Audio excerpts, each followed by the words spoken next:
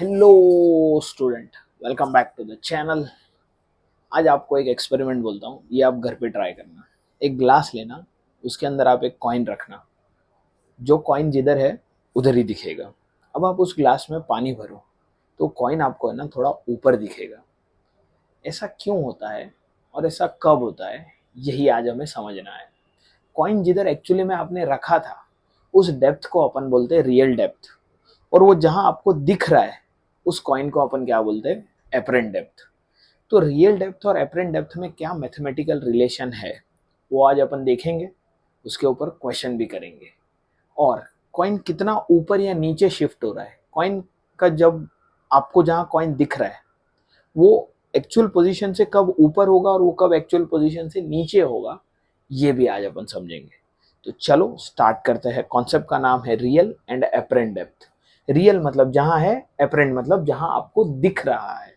तो ऐसा सबसे पहले होता क्यों है, ऐसा जिधर है उधर क्यों नहीं दिखता है अपने को? ऐसा तभी होता है जब ऑब्जर्वर और ऑब्जेक्ट डिफरेंट मीडियम में हो। डिफरेंट मीडियम यानी जैसे ही आपने उस ग्लास में पानी भरा तो कॉइन का सराउंडिंग मीडियम क्या हो गया, वाटर, और आपका मीडियम क्या था, एयर। तो दोनों डिफरेंट मीडियम में हो गए ना, तब आपको कॉइन जिधर है उधर नहीं दिखेगा। जब तक उसमें पानी नहीं भरा था तो जिधर कॉइन है उधर ही दिख रहा था। क्यों? क्योंकि आप और कॉइन दोनों का सराउंडिंग एयर था जब आपने उसमें पानी नहीं भरा था उस केस में। तो कब होता है ऐसा चीज, रियल डेप्थ एपरेंट डेप्थ वाला कॉन्सेप्ट कब आएगा पिक्चर में, जब ऑब्जर्वर और ऑब्जेक्ट डिफरेंट मीडियम में हो। ये डायग्राम मैंने यहाँ बना रखा है। मेन लाइन आपको जो यहाँ ध्यान देने वाली है वो है ये जो मैंने यहाँ नीचे लिख रखा है। व्हेन ऑब्जेक्ट, व्हेन, ये क्या हो रहा है ध्यान देना, व्हेन ऑब्जेक्ट एंड ऑब्जर्वर, इसको क्लिक कर दे। जब ऑब्जेक्ट और ऑब्जर्वर किधर हो, when object and observer are in two different medium, when object and observer are in two different medium, object appear to be at a different location and its depth is known as apparent depth। उसके depth को अपन क्या बोलते हैं, apparent depth बोलते हैं। Clear है? उसके depth को क्या बोलेंगे, apparent depth। मतलब जहां है उधर दिख रहा है, मतलब रियल। जिधर दिख रहा है दैट इज apparent, जहां रखा है आपने वो रियल है, और जहां आपको दिख रहा है वो क्या है, apparent depth है। कब होता है, when object and observer are in two different medium. ये कहानी तभी होगी जब ऑब्जेक्ट और ऑब्जर्वर क्या होंगे, दो डिफरेंट मीडियम में होंगे। तो what is real depth? Real depth क्या है, इधर आपने कॉइन रखा था तो इधर ही दिख रहा है, so this D is real depth. बराबर, जिधर रखा था उधर है। अब आपको किधर दिख रहा है वो, क्योंकि आपने इसमें पानी भर दिया, तो अब आपको जिधर दिख रहा है उसको क्या बोलते हैं अपन, एपरेंट डेप्थ, और इस लोकेशन को बोलते हैं एपरेंट लोकेशन। तो ये क्या हो गया, एपरेंट डेप्थ। ये क्या हो गया, एपरेंट डेप्थ। ये हो गया एपरेंट डेप्थ। अब इसमें एक लाइन लिखा है पैरा एक्सियल। इसका मतलब क्या होता है, पैरा एक्सियल का मतलब क्या है समझना। इस बात को अपन अगले स्लाइड पे समझते हैं। पैरा एक्सियल मतलब वो रे जो नॉर्मल के बहुत नजदीक है। नॉर्मल मतलब लेट्स से ये लिक्विड भरा हुआ है यहाँ पे, और यहाँ पे क्या है, एयर है। बराबर, लाइट हमेशा ऑब्जेक्ट से दूसरे मीडियम में जाता है। समझ रहे, लाइट कहाँ से आता है, हमेशा ऑब्जेक्ट से। जैसे आपके रूम आसपास रूम में कोई भी चीज होगा, लेट्स से फैन है, तो आप फैन को देख रहे हैं ना, तो फैन ऑब्जेक्ट हुआ, तो लाइट फैन से आपके आंख में आता है।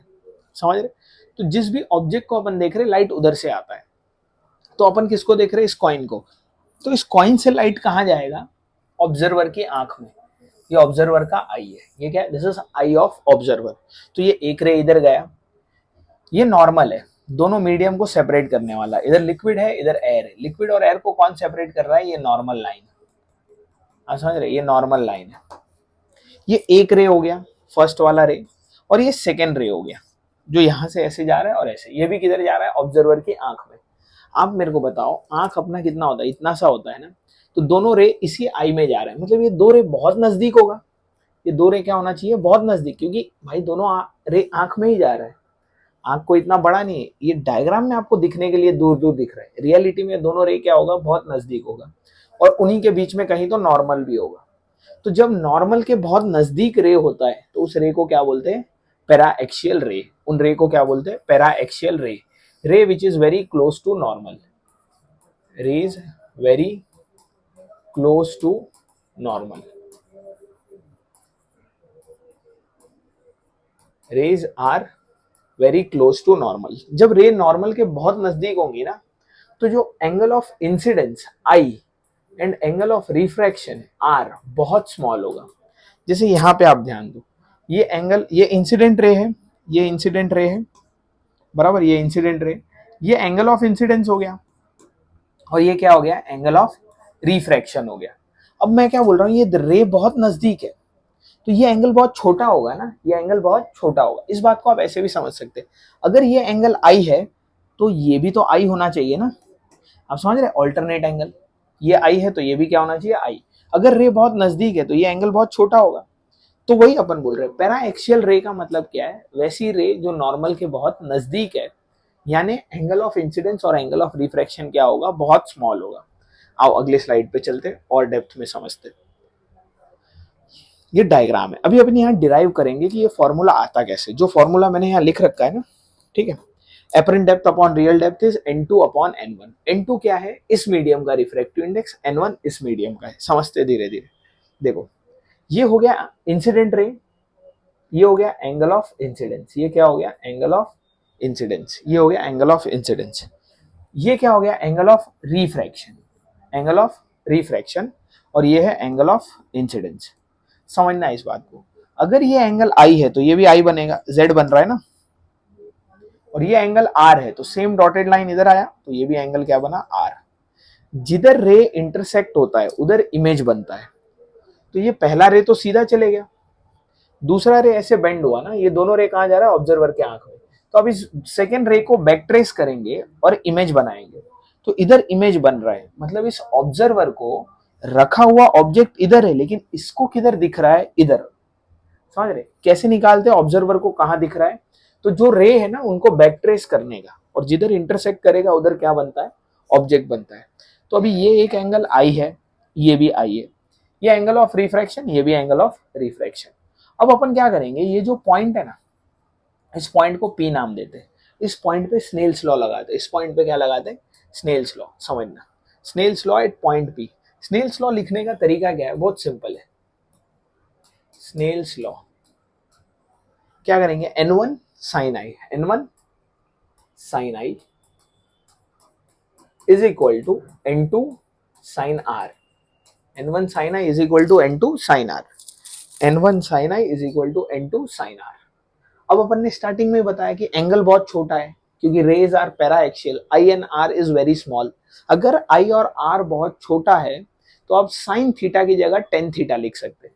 फॉर वेरी स्मॉल एंगल, ये आप लिख लेना अगर आपको नहीं पता तो. फॉर वेरी स्मॉल एंगल यानी लेस देन 5 डिग्री के लिए sine theta you can write as tan theta. Sine theta की जगह आप क्या लिख सकते हैं, टेन थीटा लिख सकते हैं अगर एंगल बहुत छोटा है. तो अपने इस केस में तो आई और आर तो बहुत छोटे हैं, तो अपन यहाँ क्या लिखेंगे, n1 10 i is equal to n2 10 r. n1 10 i is equal to n2 10 r. अब आप इस ट्राइंगल पे ध्यान देना. इधर मैं एक ट्राइंगल मार्क करता हूं. इस पॉइंट को बोलता हूं A, इस पॉइंट को बोलता हूं B, और ये पॉइंट है P. A, B और P, ये दिख रहा है आपको, ये A, ये B, ये P. अब ट्राइंगल ABP में आप ये 10R का वैल्यू बता सकते हैं क्या. 10 क्या होता है, अपोजिट अपॉन एडजेसेंट. तो अपोजिट हो गया B से P, एडजेसेंट हो गया A से B. ये B से P जो डिस्टेंस है उसको अपन ने ऑलरेडी X बोल के रखा है. तो 10R की जगह अपन लिख सकते हैं ये n2 एज इट इज, इसकी जगह लिख सकते हैं अपन x upon what is A B D ना, या एक लाइन आप लिख लेना इसमें, और x अपॉन, अब इसको ऐसे लिख लो. समझ तो गए शायद आप ये क्या हो रहा है.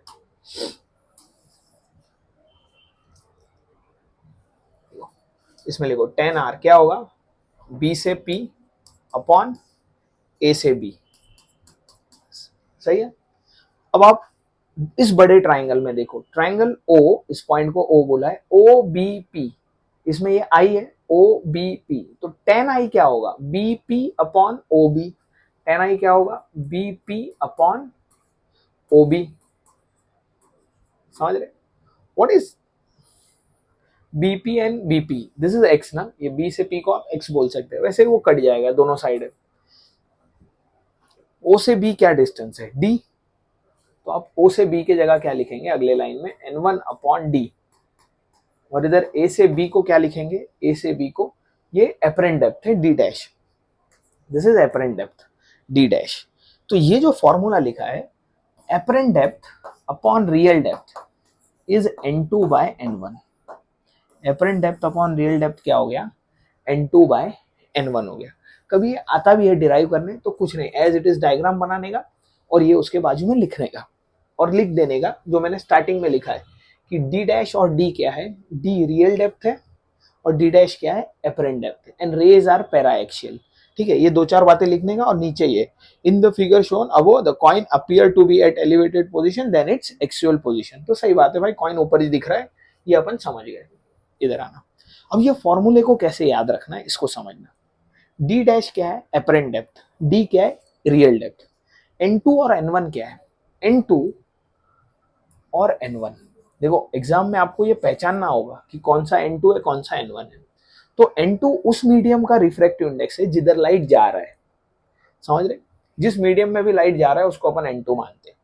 या ऐसे मान लो कि जिस मीडियम में ऑब्जेक्ट रखा है उसको अपन क्या बोलते हैं, n1। जिस मीडियम में ऑब्जेक्ट रखा है उसको क्या बोलेंगे, n1, और जिस मीडियम में लाइट जा रहा है उसको बोलेंगे n2। बिल्कुल ये दोनों मीडियम डिफरेंट होने चाहिए, तभी ये सब होता है। अगर दोनों ऑब्जेक्ट और ऑब्जर्वर सेम मीडियम है तो ये कुछ नहीं होगा, समझ रहे? तो n2 क्या है, जिस मीडियम में लाइट जा रहा है, और n1 क्या है, जिस मीडियम में ऑब्जेक्ट रखा है, या ऐसे भी बोल सकते हैं जिस मीडियम से लाइट आ रहा है। तो you can right n1 is a refractive index of medium in which object is placed, object is placed, और n2 को लिखेंगे refractive index of medium in which light enter,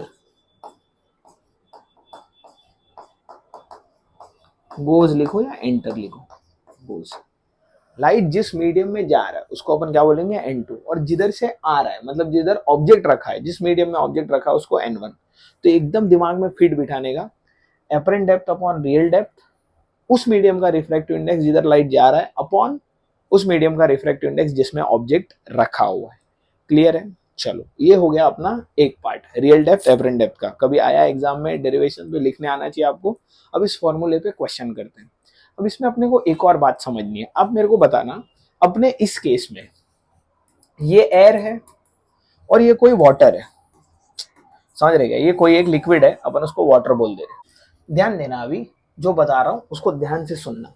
let's say अपने पास ये एक लेक है, इस लेक में एक फिश है। लेक में क्या है? फिश है। ये फिश देख रहा है बर्ड को। फिश किसको देख रहा है? बर्ड को। फिश अपना ऑब्जर्वर हो गया, फिश क्या हो गया? ऑब्जर्वर, और बर्ड क्या हो गया? ऑब्जेक्ट। बर्ड क्या हो गया? ऑब्जेक्ट। समझना इस बात को आप, बराबर। ऑब्जेक्ट किधर रखा है?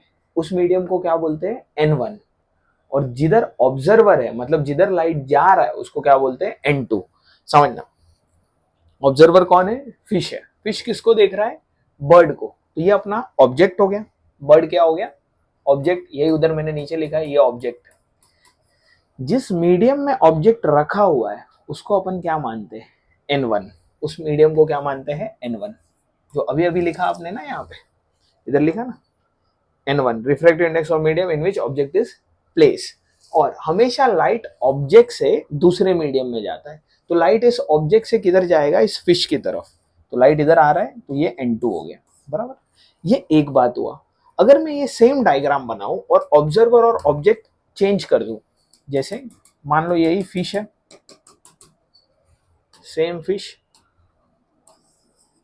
और ये बर्ड। अब अपन क्या बोल रहे हैं? ये ऑब्जर्वर है। अब क्या हो रहा है? रिवर्स। अब ये बर्ड किसको देख रहा है? फिश को देख रहा है। अगर बर्ड किसको देख रहा है? फिश को। तो फिश क्या हो गया? ऑब्जेक्ट। फिश हो गया अभी ऑब्जेक्ट, और बर्ड हो गया ऑब्जर्वर। वर्ड क्या हो गया, ऑब्जर्वर। समझना इस केस को। अब जिधर ऑब्जेक्ट रखा है उसको क्या मानने का, n1। तो अभी अपना ऑब्जेक्ट कौन है, फिश, फिश ऑब्जेक्ट है ना, तो ये क्या बनेगा n1। और यहां से अभी लाइट किधर जाएगा, ऊपर, तो इसको क्या मानेंगे n2, इसको क्या मानेंगे n2। समझ रहे दोनों केस में किस हिसाब से n1 n2 चेंज होगा, क्लियर है। अब आप ध्यान देना रियल डेप्थ एपरेंट डेप्थ पे।